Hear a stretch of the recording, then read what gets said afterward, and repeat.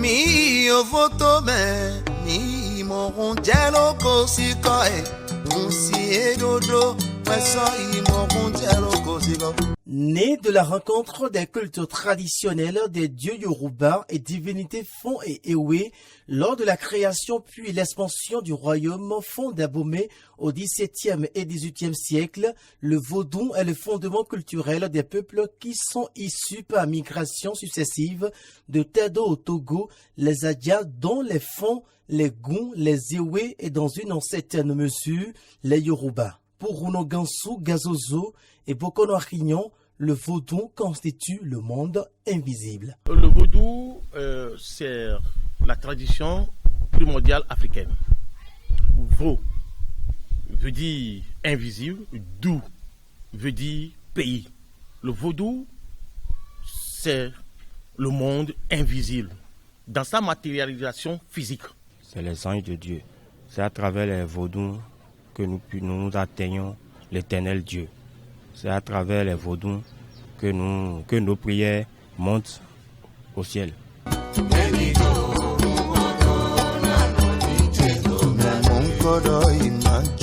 Considéré comme une culture, un héritage, une philosophie, un art, des danses, un langage, un art de la médecine, un style de musique, une justice, un pouvoir, une tradition orale et des rites, le vaudou peut être inclus dans le processus du développement d'une nation, comme le confirme ici Bokono Arignon. On peut se servir du vaudou pour développer le Bénin. Parce que quand tu es un Rona ou bien un adepte de vaudou, les lois de la nature qu'on nous enseigne à l'église aujourd'hui sont ces mêmes lois qu'un adepte de vaudou est appelé à respecter.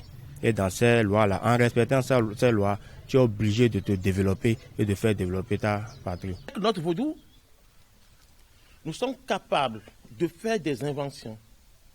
Tout n'est pas perdu. Il y a des gens qui sont encore là, qui sont à des sommités données en matière de vaudou pour apporter, aider à faire des innovations. Il n'a pas manqué de rappeler quelques bienfaits de la religion vaudou. Le vaudou a apporté beaucoup d'innovations pour le monde. C'est vaudou qui a civilisé toute la planète avec sa science, sa philosophie, sa philosophie, comme je le dis, et c'est sa spiritualité. C'est avec vaudou, pour les abriter, on construit selon un plan architectural pour obtenir l'équilibre dans l'espace et dans le vide universel. Avec le vaudou, aujourd'hui, on connaît les gilets anti-balles. Voilà, le contre-fusil qu'on fait, les guigris contre-fusil, contre objets tranchants, c'est sorti du couvent.